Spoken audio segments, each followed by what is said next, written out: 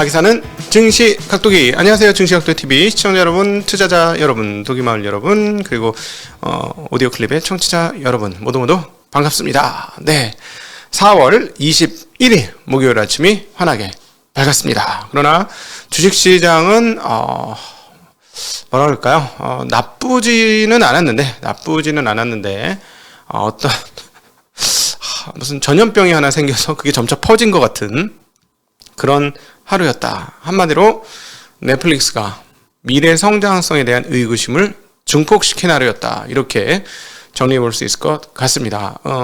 전체 시장이 나빴느냐? 그렇게 볼 수 없죠. 왜냐하면 다우존스 지수 같은 경우는 다우존스는 빠지지 않았습니다. 오히려 0.7%나 올랐습니다. 0.7% 다우존스가 249포인트 오르면서 36,160을 기록했고요. S&P는 떨어졌느냐? 그러면 아니요. 0.06% 약 보합입니다. 2.7포인트밖에 빠지지 않았습니다. 4,459를 기록을 했고요. 나스닥이 좀 빠졌죠. 1.22% 빠지면서 13,453을 기록했습니다. 괜찮게 잘 버텼어요. 다들 4시 반에 떨어졌던 것도 4시 반 기준으로 살짝 다 올렸었는데 5시 되면서 거의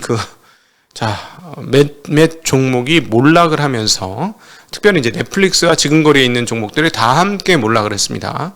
여러 가지 얘기가 있겠죠. 이런 얘기 하겠죠. 이제 컨택의 시대가 오니 언택의 시대에 좋았던 놈들이 죽었다. 이런 얘기 등등을 하게 될 터인데요. 그거보다 조금 주가 방식, 계산을 어떤 방식으로 하는지를 알아보는 게 오늘 더 필요할 것 같습니다. 그래서 오늘은 전체적인 이야기보다도 집중적으로 넷플릭스의 실적 계산이 어떻게 되길래 도대체 이러한 주가가 나왔는지에 대한 이야기를 좀 나눠보는 게 좋을 것 같습니다.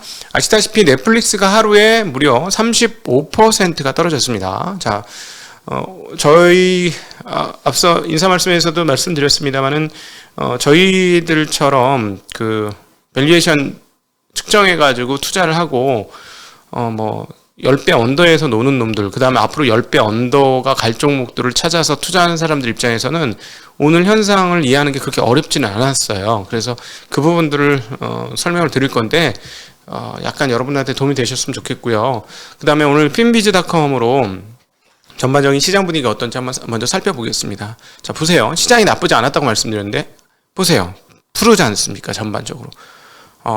마치 장식처럼 위에 빨긋빨긋한 거 빼고는 전반적으로 푸릅니다. 오늘 나쁘지 않았어요. 시장이. 그런데 윗라인에 있는 빅테크 기업들이 몰락을 했습니다. 자, 어떻게 교묘하게 저 위에 있는 것들만 다 빠졌어요. 근데 제일 중심에는 이 넷플릭스가 있죠. 넷플릭스가 빠지니까 어떻게 돼요? 그 옆에 있는 그 디즈니도 엄청나게 빠지고요.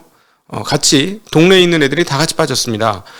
그러다가 또 색깔이 비슷한 애가 위에 하나 또 있어요. 어디가 있죠? 페이스북, 메타가 7.7% 빠졌고요.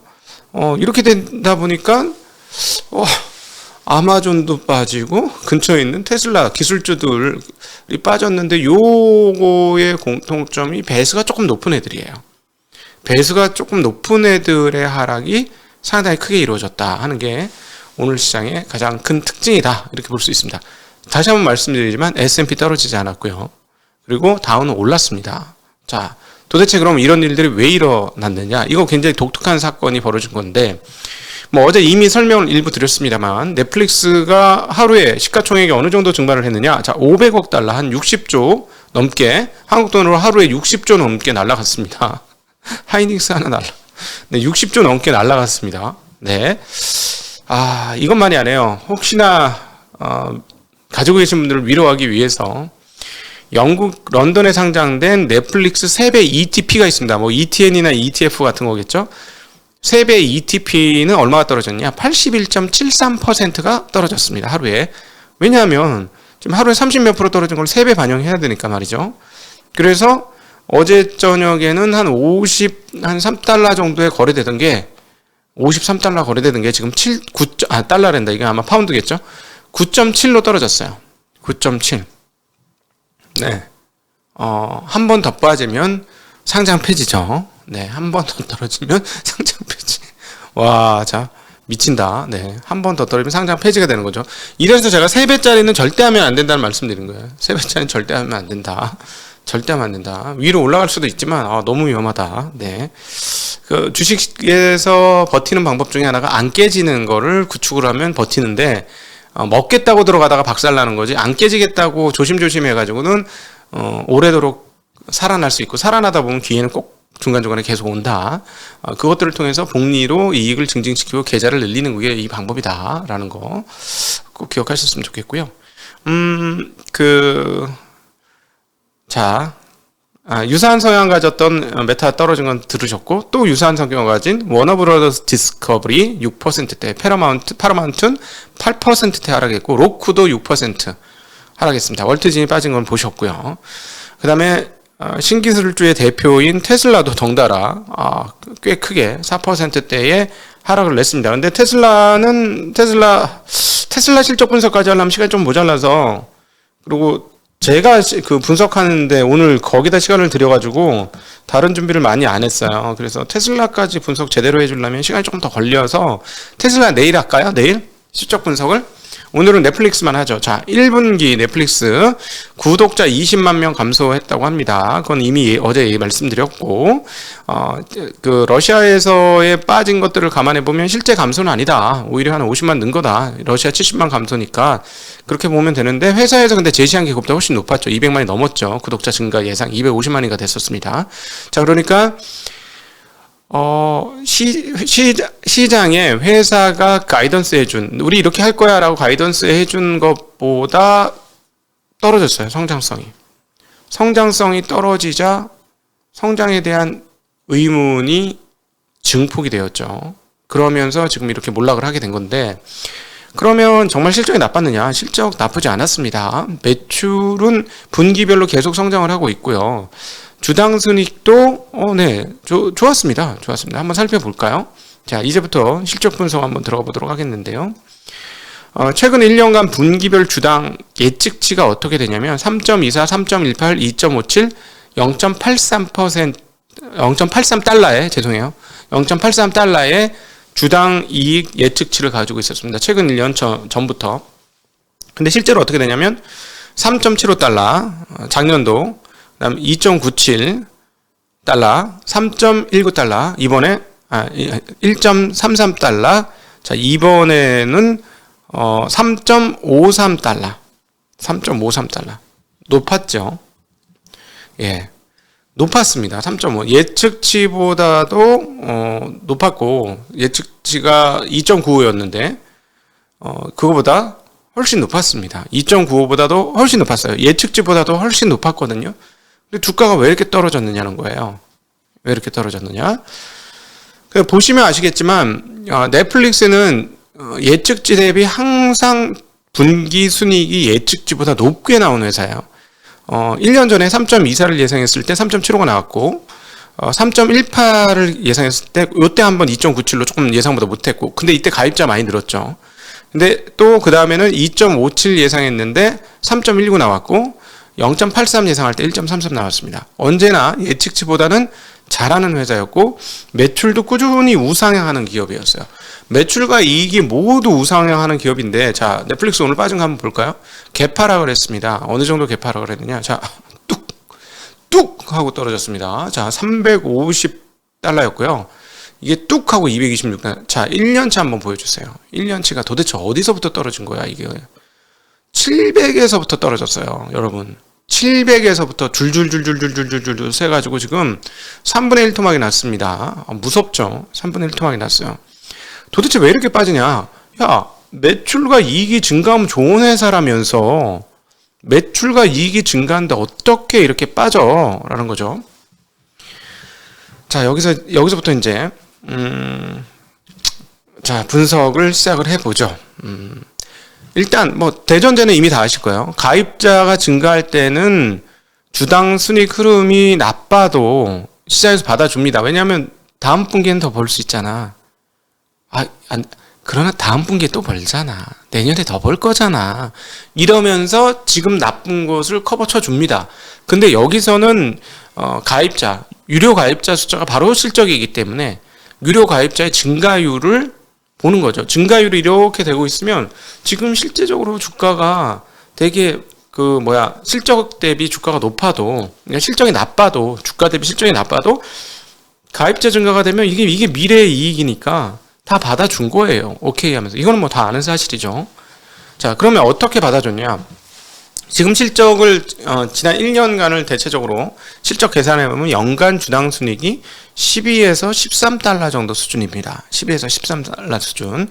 자, 일단 현재 주가부터 분석하고 갈게요. 지난번 넷플릭스 700달러까지 떨어지는 800달러 깨졌을 때 분석을 해드린 것처럼 현재 주가 226달러입니다. 자, 그러면 지금 12에서 13달러 벌어요. 그러면 지금 주가 수준이 몇 배냐면 이익 대비 17에서 18, 19배 사이 어디 즈음이에요. 뭐 이거 이익은 약간씩 변동성이 있을 수 있으니까. 자, 17에서 20배 사이, 19배 사이 비싸지 않습니다. 지금부터. 넷플릭스는 뭐 접근 가능한 가격에 왔어요. 드디어. 저희 같은 사람한테는 접근 가격에 왔는데 이게 어떻게 될까요? 이제 불안하죠. 떨어지니까. 떨어지면 불안한데 밸류에이션 좋다니까. 이제부터. 밸류에이션 들어갈 만해. 근데 가입자가 저렇게 해서 더 떨어진다 그러면 어떻게 될까요? 더 떨어진다. 더 떨어진다고 하면은 이 배수가 17, 18배가 싼 배수가 아니라고 여길 수 있죠. 왜냐하면 주가가 떨어지면은 실적이 떨어지면은 배수가 막 올라갈 거 아니에요. 그렇죠? 그걸 지금 걱정하고 있는 거야. 근데 지금 현재 200달러대는 밸류에이션상 이 회사의 그동안의 성장성 등을 감안해 보면 절대 비싼 가격은 아니다. 사실은 가치 투자자조차도 이 가격부터는 들어갈 수 있는 가격이다 라고 볼 수 있는데요. 자, 이제 멀티플이 어떻게 변하는지를 설명드릴 겁니다. 지금부터. 그 멀티플이라는 건 배수죠. 배수. 그러니까 이익 대비 10배면 10배 멀티플, PER 10배 이걸 얘기하는 거예요. 이 배수가 어떻게 바뀌는지. 자, 우리 업종에 계신 후배분들 잘 들으세요. 이거 잘 해야 돼. 이걸 잘해야 투자해서 돈을 벌 수 있어. 자, 과거 700달러대에서는요. 배수가 얼마였어요? 50에서 55 수준이었습니다. 근데 그때는 가입자가 급증을 하고 있었죠? 그러니까 앞으로 계속 급증할 거라고 잘을 대고 그냥 쭉 긋는 거예요. 사람들이 머릿속으로 쭉 거요. 가입자가 이렇게 나면 이익이 이렇게 늘겠지, 똑같이. 그러니까 50배, 55배를 줄 수 있는 거죠. 왜냐하면, 왜? 이렇게 가입자가 증가해서 이익이 증가하면 지금은 50배지만 1년 뒤면은 30배, 그 다음에는 15배로 줄어들겠는 걸? 하고 시장이 예상을 하는 거예요. 그래서 우리가 이걸 어떻게 표현합니까? 미래를 당겨온다고 표현하는 거예요. 미래를 당겨와서 프라이싱을 한다라고, 진짜 미래를 당겨와서 가격을 매겨요. 그렇게 하거든요. 그런데 금을 쭉 꺼서 우루 그렸던 이익 전망치가 갑자기 낮아지는 거죠. 훅 낮아지는 거예요. 그러면 뭐를 낮춥니까? 배수를 낮춰야 돼요. 이게 늘어나면서 배수가 낮아질 거라고 예상했는데 이게 안 늘어나고 이게 꺾이면 배수를 낮춰야 돼요. 어떻게 배수가 낮춰집니까? 이번처럼 가격이 떨어지면서 배수가 낮아지는 거예요. 배수가 떨어지면서 미래 성장성이 꺾이는 순간 어떤 식으로든지 배수가 합리적인 수준을 향해서 찾아가 들어가게 됩니다. 그래서 미래 성장 회사들이 이게 문제인 거죠. 우르르 걸 때는 참 좋아요. 막 흥분하면서 더 올려줄 수도 있죠. 근데 이게 한 번만 훼손되면 갑자기 본전 생각이 나면서 정당하게 평가하지 뭐. 성장성 뭐 죽었는데 정당하게 평가해. 평균 PER 몇 배야? 15배야? 오케이, 15배에서 조금 더 줘. 20배 줘. 이렇게 넘어가는 거죠, 시장이. 시장이 이렇게 변덕스러운 거예요. 그러니까 배수가 어떻게, 원래 성장하는 회사는 배수가 이익이 증가해서 배수가 낮아질 거라고 생각을 하는데, 이익 증가의 예상폭이 늘어나지 않자 가격을 낮춰서 배수를 줄이는 작업을 하게 된 거죠. 그리고 또 하나, 여러분, 우리가 이제 금리가 올라간다는 걸 알고 있지 않습니까? 금리가 계속 올라가면 돈을 공짜로 빌려와서 투자했을 때보다는 멀티플이라는 게 조금 낮아집니다. 성장성이 있는 기업조차도 멀티플이 예를 들어 옛날에 50배 받던 게 금리가 높아지면 40배 정도, 아니면 그보다 또 조금 낮게 이렇게 낮아질 수 있어요. 그래서 전체 판때기가 눈높이가 옛날보다 낮아진 거예요. 성장성이 있는 기업들에 대해서. 그거는 또 기억을 하셔야 되는 거예요. 그렇게 보시면서 시장의 보는 시각 위치가 달라진 거예요. 그래서 이거는 이해를 어렵습니까, 혹시? 이거보다 어떻게 더 쉽게 설명을 하지? 네. 그래서, 이런 눈높이가 낮아진 상황에서 미래 성장이 꺾이면 상당히 시장이 가혹하게 밸류에이션을 쳐내려갑니다. 예. 이런 거죠. 자, 테슬라 분석은 할 시간이 없어요. 근데 테슬라는 대략 지금 핵심적인 게 뭐냐면 여러분 공부 사전에 예습하고 내일 오시라는 의미에서 주당 순이익의 증가율을 보셔야 됩니다. 이 기업은 주당 수익의 증가율. 근데 증가율은 사이즈가 커지면 커질수록 이렇게 약간 누울 수밖에 없어요. 이거는 이미 다 알고 있어 시장이. 그래서 예를 들어 35% 성장하던 게 28% 성장. 이거는 큰 밸류를 훼손하는 게 아니에요. 근데 예를 들어 35%의 성장률을 보여주는 게 20%로 떨어졌어. 이건 좀 문제가 됩니다. 그렇죠? 근데 어쨌든, 이번에 약 한 25% 전분기 대비 영업이익 성장률이 있었고, 그 전에는 30%였어요. 30%대의 이익 성장률이, 주당 이익 성장률이 있었습니다. 그걸 가지고 제가 어떻게 요리를 해서 요 가격 밸류에이션을, 측정하는지를 보여드릴게요. 그래서 시장이 어떤 생각을 하고 있는지는 내일 내일, 테슬라 편으로 내일 찾아옵니다. 네. 이것까지 할 시간이 없네요. 시간이. 그래서 이거 내일 해드릴게요. 어쨌든, 이 지금 성장성이 높은 기업들조차 금리가 올라가는 상황에서는 눈높이가 낮아진다라는 점과, 그 다음에 넷플릭스가 미래 성장성이 훼손되면 어떻게 되는구나를 보여줬기 때문에 앞서 아까 우리 finbiz.com에서 제가 말씀드렸죠. 멀티플 높은 놈들이 더 크게 빠졌습니다. 라고 페이스북 빼고 이런 말씀드려요. 아마존이나 넷플릭스가 그런 예죠. 왜 이렇게 말씀드렸냐면 엔비디아도 그렇고 미래 성장에 대한 그 전망치를 지금 넷플릭스가 흔들어 놓은 거예요. 그러니까 멀티플이 높았던 애들이 타격을 입은 겁니다. 실적이 좋았음에도 불구하고. 그래서 테슬라를 가진 분들이 이해가 안 될 거예요. 오늘 왜 실적이 이렇게 잘 나왔는데 주가 빠졌느냐? 넷플릭스가 흔들어 버렸거든. 자, 50배 되는 기업이 성장 멀티플을 50배 부여받던 회사가 20배 언더로 떨어질 수 있다는 걸 지금 보여줬기 때문에 성장이 훼손됐을 때 무자비한 멀티플 감가를 받기 때문에 다른 애들도 쫄은 거다. 이렇게 보시는 게 오늘 시장에 대한 제대로 된 해석이 될 것이다. 라고 말씀드릴 수 있겠습니다. 그동안에 이제 그 채권은 금리가 너무 급하게, 진짜 미쳤잖아요. 제가 오죽 했으면 멸망이라는 표현을 썼겠어요. 그러니까 너무 급하게 오르다 보니까 오늘은, 숨고르기를 하면서 채권 금리 하락, 채권 가격 상승이 나타났습니다. 그리고 달러도 너무 강세로 갔는데요. 소폭 숨고르기를 하면서 꽤 떨어졌습니다. 그리고 1번 엔화가 꽤 올랐습니다. 129까지 약세가 되었던 달러 대 엔화가 지금은 127.92엔으로 상당폭 한 1엔 정도가 급하게 강세로 전환을 했고요. 그러나 중국 위안화는 약세입니다. 6.446이에요.